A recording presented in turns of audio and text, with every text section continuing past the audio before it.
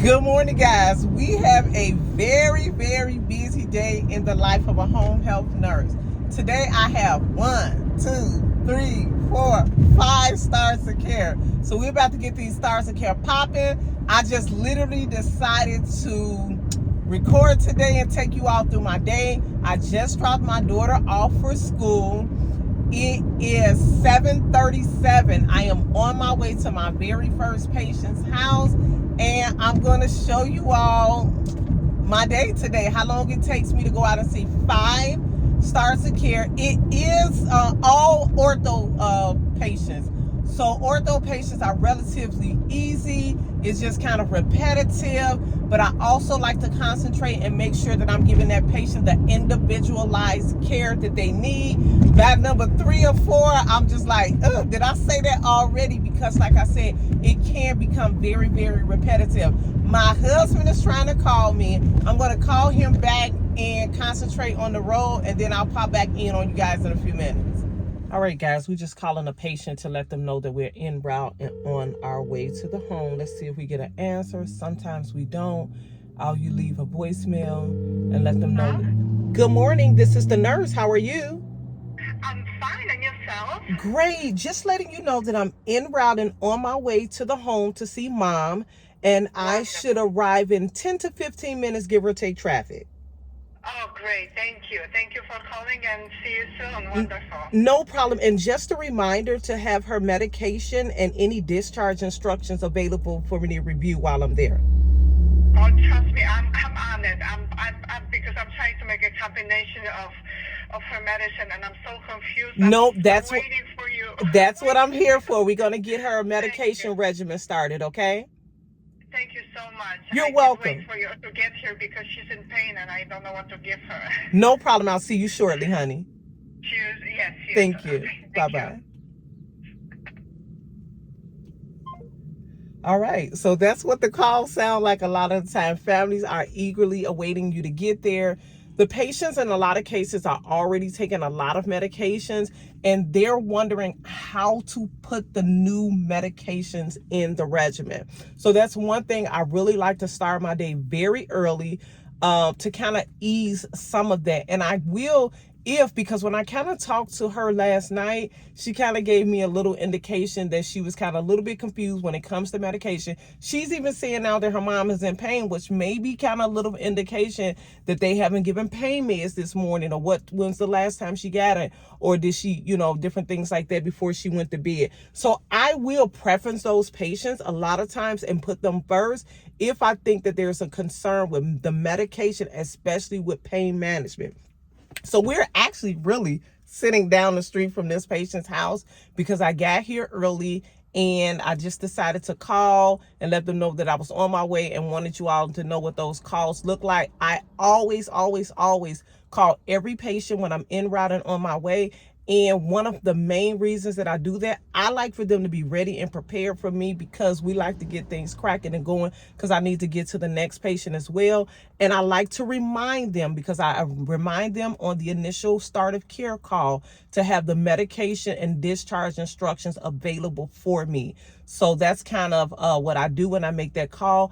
I am just going to grab everything that I need, and I'm just going to pop in on them a little early because they ready for your girl, and I'm ready for them too. All right, I'll pop back in a few minutes, ladies. All right, guys, as you all can see, it is 8:45 a.m. We just finished that first start of care.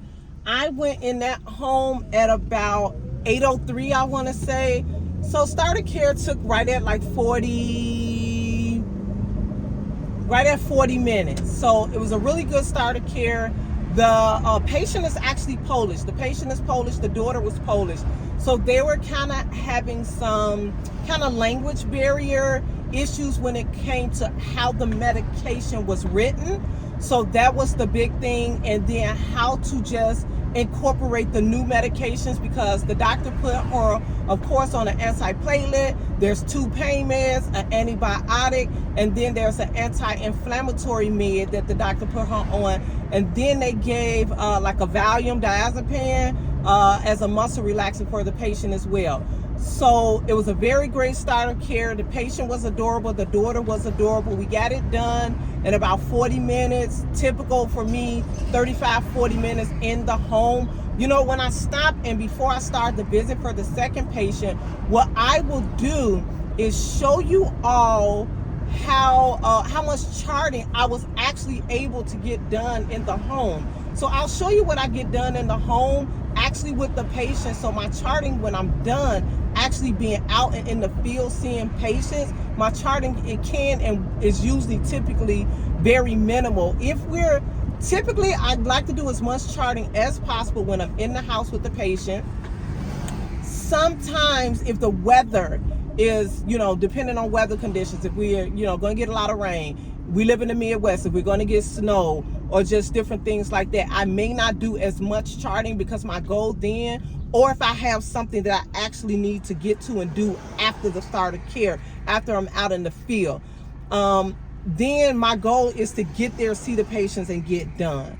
So it's a great day. The weather is beautiful. I think we're expecting it to be like in the low to mid 80s today, if I'm not mistaken. Beautiful day. So I just threw on this because I'm going to be putting this black uniform up for the spring and the summer. So I was like, it's clean, it's iron, I'm getting one more way out of it. We on to number 2. Commute is about 17 minutes. I'll pop in at some point and kind of let you all know how my day is going. All right, guys, we just finished number 2. We're headed to number 3. It's 9:47 a.m. So we're on track and making really, really good time. The next patient's house is like 9 minutes away. So that really helps when you have patients like clustered really close together.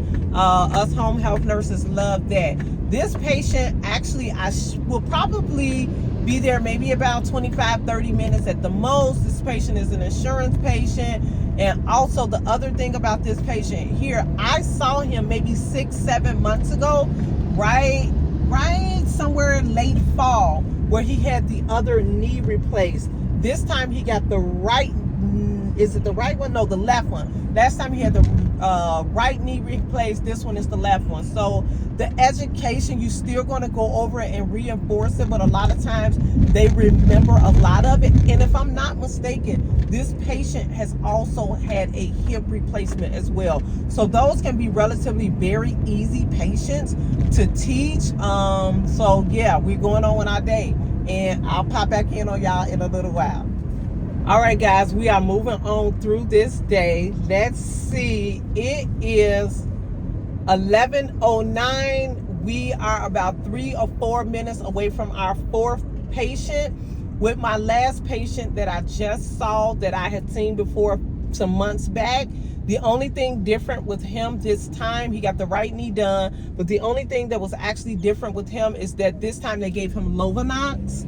So I had to do some Lovenox teaching with him, which he did pretty well, because he said that, you know, family member he had done some like insulin administration on in the past. So we are like really slamming this day. Like I said, we're on number 4. I'm going to pop in here and see this patient and then head to the 5th patient. We will see at the end. I'll kind of show you all how long it took me to see 5 patients. And then I will also show you all like how much charting I'm able to do in the house, so you can get an idea of how much charting I have left once I get home, or if I decide to stop off or something like that. So I'll give you an idea about that. Bye. Hey guys, before I go into my patient's house, I wanted to know, can you all hear the cicadas? Listen at them. I don't see any, but I definitely hear them. All right, guys, I'm going into my last patient's house. It looks like we're going to get a little bit of a thunderstorm today. I got me an umbrella because I'm thinking when I come out, things may be pop, pop, pop, fizz, fizz, fizz. We'll see.